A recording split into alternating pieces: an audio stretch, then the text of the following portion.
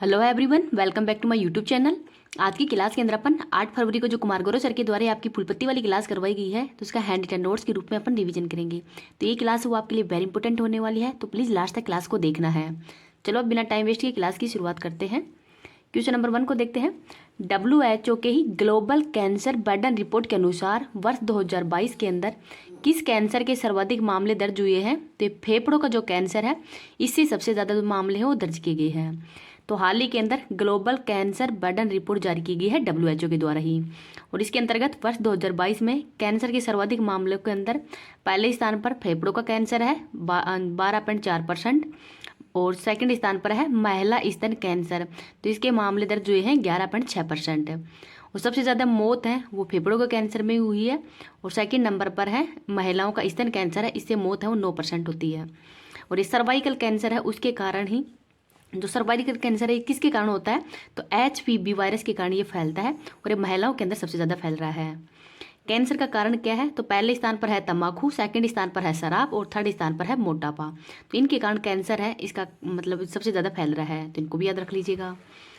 Lallan top question देखते हैं। विश्व कैंसर दिवस 4 फरवरी को मनाया जाता है। सर्वाइकल कैंसर के लिए ही कौन सी वैक्सीन लॉन्च की गई हाल ही के अंदर? तो इसका नाम है सर्वावैक्स। बजट के अंदर कितने वर्ष की लड़कियों के लिए ही सर्वाइकल कैंसर का टीका है वो मुफ्त में शुरू करने की घोषणा की गई है? तो ये है 9 से जो 14 वर्ष की बालिकाएं हैं उनको मुफ्त के अंदर ही जो ये वैक्सीन है वो लगाई जाएगी। कैंसर का अध्ययन क्या कहलाता है? तो ओंकोलॉजी कहलाता है, तो इसको भी याद रख लीजिएगा। इस क्लास की PDF है वो आपको टेलीग्राम पे मिल जाएगी। टेलीग्राम का लिंक इस वीडियो के कमेंट सेक्शन के अंदर पिन कर दूंगी। आज से ये क्लास है, क्या तो मैं मतलब शाम को 8 बजे भेजूंगी या फिर सुबह 6:30 बजे इस टाइम ही। तो आपको रिवीजन तो करना है, सर की क्लास तो देखनी है, बाद में इस क्लास से रिवीजन कर सकते हैं। तो सुबह का टाइम बेस्ट रहेगा। मैं मतलब हर रोज़ है, जैसे 8 तारीख की क्लास है वो 9 तारीख को आज भेज दूंगी 6:30 मतलब 6:30 बजे। तो इससे आपको रिवीजन हो जाएगा, और साथ में इसकी PDF है वो भेज दूंगी। आगे है क्वेश्चन नंबर 2। ADB भारत का डायरेक्टर किसे नियुक्त किया है? तो ADB का भारत के अंदर डायरेक्टर वो किसे नियुक्त किया गया है? तो इनका नाम है मिया ओका। तो मिया ओका है, इनको नियुक्त किया गया है। तो ADB क्या है? एशियन डेवलपमेंट बैंक है। इस स्थापना 1966 में की गई है। हेडक्वार्टर मनीला फिलीपींस के अंदर है। टोटल 63 देश हैं, जिसमें एशियन देश है 49। भारत के अंदर डायरेक्टर हैं ये बने हैं मियाओ का। वर्तमान में ADB के हेड हैं आशा कावा है, और उपाध्यक्ष हैं अशोक लवासा। तो इनका नाम भी याद रख लीजिएगा। लल्लन टॉप क्वेश्चन देखते हैं। न्यू डेवलपमेंट बैंक के वर्तमान में अध्यक्ष कौन है? तो डिल्मा रोसेफ है, और इसका 9वां सदस्य देश है वो ईरान बना है। G20 का 2024 का अध्यक्ष कौन बना है? तो ब्राजील बना है, और ब्राजील के राष्ट्रपति हैं लूला डी सिल्वा। बिम्स्टेक के नए महासचिव इंद्रमणि पांडे बने हैं। फीफा के वर्तमान में अध्यक्ष इन्फेंटिनो है, और इन्फेंटिनो को ही हाल ही के अंदर खेल व्यक्तित्व पुरस्कार है वो भी दिया गया है, तो इसको भी याद रख लीजिएगा। अगर आपको ये क्लास पसंद आए तो प्लीज़ आप इसको ज़्यादा ज़्यादा लाइक एंड शेयर कर देना। अभी तक चैनल को सब्सक्राइब नहीं किया तो प्लीज़ चैनल को सब्सक्राइब भी कर लेना। इस समय 6:30 बजे मतलब सुबह आपकी करंट हो जाएगी, और शाम की टाइम है वो मैं GK की क्लास वो भेज दिया करूँगी, तो दोनों का रिविजन हो जाएगा, GK प्लस में करंट का। आगे देखते हैं क्वेश्चन नंबर 3। लोकसभा के अंदर पारित सार्वजनिक परीक्षा अनुचित साधनों की रोकथाम विधेयक 2024 के अंदर ही कितने जुर्माने का प्रावधान किया गया है? तो ये 1 करोड़ रुपए का जुर्माना है, इसका प्रावधान किया गया है। तो 1 करोड़ रुपए के जुर्माने का प्रावधान कर दिया गया है। तो इसमें बताया गया है कि जो नकल पर नकेल कसने के लिए ये जो विधेयक वो आया है, इसमें नकल करवाना तथा उत्तर पुस्तिका से छेड़छाड़ कराना है अब अपराध की श्रेणी में माना जाएगा, और ये गैर जमानती अपराध होगा। और अगर इसमें अधिकारी लिप्त है तो उस अधिकारी को 5 से 10 साल की सजा होगी, और प्लस में 1 करोड़ रुपए है जुर्माना होगा। तो 1 करोड़ रुपए जुर्माना और 5 से 10 साल की सजा होगी, इसको भी याद रख लीजिएगा। लल्लन टॉप क्वेश्चन देखते हैं। ओपेक से अलग होने की घोषणा हाल ही के अंदर अंगोला देश ने की है। अफ्रीका संघ का मुख्यालय अदीस अबाबा इथोपिया की राजधानी है, और हाल ही के अंदर ये G20 का 21वां सदस्य बना है। बुशमैन जनजाति किस मरुस्थल के अंदर है? तो कालाहारी मरुस्थल के अंदर है, बोत्सवाना के अंदर ही। मलेरिया मुक्त हाल ही के अंदर किसे घोषित किया है? तो केम्प वर्डे देश है एक अफ्रीका महाद्वीप का ही, तो ये हाल ही में मलेरिया मुक्त घोषित किया गया है। नेक्स्ट है क्वेश्चन नंबर 4। ऐतिहासिक समान नागरिक संहिता विधेयक पारित करने वाला ही पहला राज्य कौन सा है? तो उत्तराखंड है, और उत्तराखंड के CM कौन है? तो पुष्कर सिंह धामी है। तो जो UGC है यूनिफॉर्म सिविल कोड समान नागरिक संहिता, इसके अंतर्गत ही पर्सनल लॉ है वो आप सभी के लिए एक समान कर दिए जाएंगे, जैसे विवाह, तलाक, गोद लेना, विरासत, कानून, ये सब एक समान हो जाएंगे। हिंदू, मुस्लिम, सिख, ईसाई सब जात के लिए मतलब सब धर्म है उनके लिए एक ही होंगे अब। और संविधान में भी इसका उल्लेख किया गया है। अनुच्छेद नंबर 44 के अंदर ही नीति निर्देशक तत्वों के अंतर्गत समान नागरिक संहिता इसका उल्लेख किया गया है। इसके अंतर्गत पहला राज्य गोवा है, जो कि पुर्तगालियों ने ही इसको यूजीसी घोषित कर दिया गया था, लेकिन बिल पारित करने वाला पहला राज्य उत्तराखंड ही है। अपवाद है इसमें LGBT जो भी ट्रांसजेंडर वगैरह हैं, इनको इस जो बिल है इसे बाहर रखा गया है।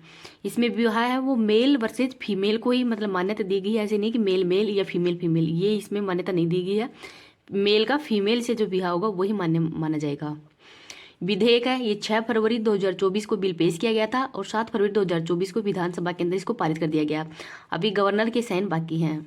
कमेटी बनी है जस्टिस रंजना देसाई की जो अध्यक्षता के अंदर ये कमेटी बनी थी। तो इसमें कुछ प्रावधान किए गए हैं, जैसे बाल विवाह है, बहु विवाह है, 3 तलाक है, ये सब इसमें बैन किया गया है। लिव इन रिलेशनशिप में अगर कोई रहना चाहता है तो उनको पहले अपने माता पिता से अनुमति लेनी होगी, और लड़की की इसमें मिनिमम आयु है वो 18 वर्ष होनी चाहिए। विवाह के लिए उम्र महिला के लिए 18 वर्ष और पुरुष के लिए 21 वर्ष होना जरूरी है। तो ये सब इसमें प्रावधान है, कुछ रखे गए हैं। नेक्स्ट है क्वेश्चन नंबर 5। FAO और WHO की मसाला और पाक जड़ी बूटियों पर ही कोटेक समिति का जो 7वां सत्र है, इसका आयोजन कहाँ पे किया गया है? तो कोच्चि केरल के अंदर किया गया है। तो WHO इसकी स्थापना 7 अप्रैल 1948 को की गई है। हेडक्वार्टर जिनेवा के अंदर है और वर्तमान में हेड है डॉक्टर टेड्रोस। FAO इसकी स्थापना 16 अक्टूबर 1945 को की गई है। हेडक्वार्टर है रोम इटली के अंदर और वर्तमान में हेड है क्यू डोंगे। तो क्यू डोंगे है ये इसके वर्तमान में हेड है। आगे देखते हैं ग्लोबल फिनटेक समिट और विश्व मसाला कॉन्फ्रेंस, इसका आयोजन मुंबई में किया गया है। इंटरनेशनल ओलंपिक समिति का 141वां सत्र मुंबई के अंदर हुआ है। यूनेस्को की विश्व धरोहर 2024 की बैठक भारत के नई दिल्ली के अंदर ही होगी। अंतर्राष्ट्रीय कॉफी सम्मेलन बेंगलुरु में हुआ है और इसके ब्रांड एम्बेसडर है रोहन बोपन्ना, तो इनका नाम भी याद रख लीजिएगा। क्वेश्चन नंबर 6 देखते हैं। विद्यांजलि छात्रवृत्ति कार्यक्रम किसने प्रारंभ किया है? तो शिक्षा मंत्रालय के द्वारा ही प्रारंभ किया गया है और शिक्षा मंत्रालय के वर्तमान में मंत्री हैं धर्मेंद्र प्रधान। इसका उद्देश्य क्या है? तो जो गुणवत्तापूर्वक शिक्षा तथा उच्च शिक्षा तक सभी की पहुंच समान रूप से हो सके, यही इसका उद्देश्य है। और इसमें मेधावी जो छात्र हैं जिनको की सुविधा नहीं मिल पाती है उनको सुविधा प्रोवाइड कराना। अनुच्छेद नंबर 21A ये शिक्षा का अधिकार से संबंधित है। PM श्री के अंदर श्री की फुल फॉर्म क्या है? तो स्कूल फॉर राइजिंग इंडिया। राष्ट्रीय शिक्षा नीति 2020 की समिति की सिफारिश पर लागू की गई है, तो कस्तूरी रंगन समिति की सिफारिश पर लागू की गई थी। 1813 का एक्ट, तो ये शिक्षा से संबंधित है और इसमें 1 लाख रुपए का प्रावधान रखा गया था शिक्षा के लिए ही। हुड डिस्पेच कब आया था? तो 1854 के अंदर आया था, डलहौजी के समय ही, और इसको शिक्षा का मैग्ना कार्टा भी कहा जाता है, तो ये भी याद रख लीजिएगा। नेक्स्ट देखते हैं क्वेश्चन नंबर 7।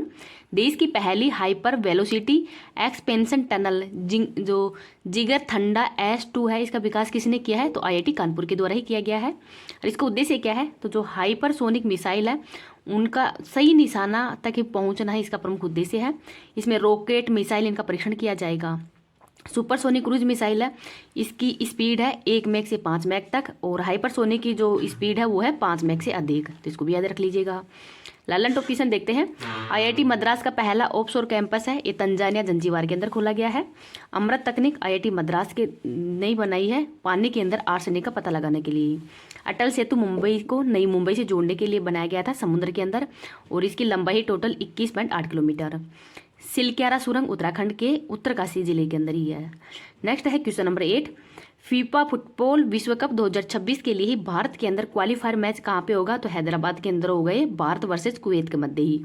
और जो फीफा फुटबॉल जो विश्व कप 2026 है, इसका आयोजन USA, कनाडा और मैक्सिको के अंदर किया जा रहा है, तो इसको भी याद रख लीजिएगा। फीफा वर्ल्ड कप पुरुष वाला हुआ है कतर दोहा के अंदर, इसका विजेता अर्जेंटीना है और उप विजेता है फ्रांस। फीफा वर्ल्ड कप महिला वाला विजेता स्पेन है, हरारा इंग्लैंड है। फीफा अंडर 17 विश्व कप का आयोजन सिडनी के अंदर हुआ है और इसका विजेता जर्मनी है, तो इसको भी याद रख लीजिएगा। नेक्स्ट है question number 9। Bounce off Joy कार्यक्रम किसने प्रारंभ किया है? तो राजस्थान का जो शिक्षा विभाग उसके द्वारा प्रारंभ किया गया है। इसका उद्देश्य क्या है? तो स्टडी प्लस में खेल को ही एक आनंद के साथ करना ही इसका प्रमुख उद्देश्य है, और इसमें शारीरिक टीचर है उनके द्वारा प्रशिक्षण दिया जाएगा, और स्टेयर्स फाउंडेशन है वो इसमें सहायता करेगा। लल्लन टॉप क्वेश्चन देखते हैं। राजस्थान के वर्तमान में राज्यपाल श्री कलराज मिश्र हैं। राजस्थान के अंदर विधानसभा की टोटल सीटें 200 हैं। भारत के उपराष्ट्रपति श्री जगदीप धनखड़ जी हैं, वो कहाँ के निवासी हैं? तो झुंझुनू राजस्थान के हैं। राजस्थान का नवीनतम टाइगर रिजर्व तो रामगढ़ विषधारी टाइगर रिजर्व है और ये 52वें नंबर का है। आगे है क्वेश्चन नंबर 10। मुख्यमंत्री वय श्री योजना 2024 के तहत ही 3000 रुपये की आर्थिक सहायता देने की घोषणा हाल ही में किसने की है? तो महाराष्ट्र सरकार के द्वारा की गई है। इसमें जो 65+ उम्र के जो वरिष्ठ नागरिक हैं उनको शामिल किया गया है, जिसमें 15 लाख वरिष्ठ नागरिक शामिल होंगे और इनको 3,000 रुपये है वो मासिक जो आर्थिक सहायता वो दी जाएगी। लल्लन टॉप क्वेश्चन देखते हैं। मुख्यमंत्री कन्या सुमंगला योजना उत्तर प्रदेश की, मुख्यमंत्री सबल योजना हिमाचल प्रदेश की, मुख्यमंत्री कृषक मित्र योजना मध्य प्रदेश की और शासन लागूदारी पहल है ये महाराष्ट्र सरकार की है। नेक्स्ट है क्वेश्चन नंबर 11। एनसीजीसी नहीं चलाए अफ्रीकी सिविल सेवकों के लिए प्रगतिशील नेतृत्व विकास कार्यक्रम। तो ये एनसीजीजी है इनके द्वारा ही चलाया गया है, तो इसको भी याद रख लीजिएगा। आज के गायत्री मंत्र के अंदर नोबेल पुरस्कार 2023 देखते हैं। मेडिसिन का नोबेल पुरस्कार है, इसकी ट्रिक है भूखा काका मेरी विष की दवाई में मिला। तो कैटालिन कोरिगो जो कि हंगरी के रहने वाले हैं और विसमैन यूएसए के रहने वाले हैं, तो इन दोनों को मेडिसिन का नोबेल पुरस्कार वो दिया गया है। भौतिकी का नोबेल पुरस्कार है तो पिएरे एगोस्टिनो फेरेंक्रास और एनी एल हुइलियर है इनको दिया गया है और इसकी ट्रिक है भांग पीकर फेरे लिए एनी ने प्रकाश से। रसायन विज्ञान का नोबेल पुरस्कार है वो एलेक्सी एकिमोव, मेंगी बोबंडे और लोइस ब्रुश को दिया गया है। ट्रिक है एलेक्सी 1 टन रचीली मैगी लाई, तो ट्रिक है वो भी याद रख लीजिएगा। साहित्य का नोबेल पुरस्कार है वो जॉन फासे को दिया गया है और ये नॉर्वे के रहने वाले हैं। ट्रिक है साहित्य में ना फंसे जान। शांति का नोबेल पुरस्कार है वो नरगिस मोहम्मदी को दिया गया है, ये ईरान की रहने वाली है और इसकी ट्रिक है नरगिस को ईरान में शांति चाहिए। अर्थशास्त्र का नोबेल पुरस्कार है वो क्लाउडिया गोल्डिन को दिया गया है, इसकी ट्रिक है अर्थ गोल है, तो इसको भी याद रख लीजिएगा। अब ये नोबेल पुरस्कार है इसकी शुरुआत 1901 के अंदर की गई थी, 5 क्षेत्रों के अंदर ही दिया जाता था, लेकिन 1969 से अर्थशास्त्र का नोबेल पुरस्कार भी दिया जाने लगा है। तो वर्तमान में 6 क्षेत्रों के अंदर ही नोबेल पुरस्कार हो दिया जाता है और ये प्रदान कब किया जाता है तो 10 दिसंबर को ये प्रदान किया जाता है। अब भारत के नोबेल पुरस्कार विजेता देख लेते हैं। इसकी ट्रिक है रवि सर हमारे सुबह आम ना बिके अब क्या करें, ये इसकी ट्रिक है। तो रवि से रविंद्रनाथ टैगोर को दिया गया था 1913 के अंदर ही साहित्य का। गीतांजलि के लिए ही इनको साहित्य का नोबेल पुरस्कार को दिया गया है। सर मतलब सर रमन को दिया गया है 1930 के अंदर भौतिकी का। हरगोविंद खुराना को दिया गया था 1968 के अंदर मेडिसिन का। मदर टेरेसा को 1979 के अंदर दिया गया है शांति का। सुब्रमण्यम चंद्रशेखर को 1983 के अंदर दिया गया था भौतिकी का। अमर्त्य सेन को 1998 के अंदर ही अर्थशास्त्र का नोबेल पुरस्कार दिया गया है। नायपाली को 2001 के अंदर ही साहित्य का नोबेल पुरस्कार दिया गया है। वी रामकृष्णन को 2009 के अंदर रसायन शास्त्र का नोबेल पुरस्कार दिया गया है। कैलाश सत्यार्थी को शांति के लिए नोबेल पुरस्कार दिया गया है और अभिजीत बनर्जी है इनको दिया गया है 2019 के अंदर ही अर्थशास्त्र का नोबेल पुरस्कार। तो वो वर्तमान में किसको दिया गया था तो अभिजीत बनर्जी है, इनको 2019 के अंदर ही अर्थशास्त्र का नोबेल पुरस्कार दिया गया है, तो इनको भी याद रख लीजिएगा।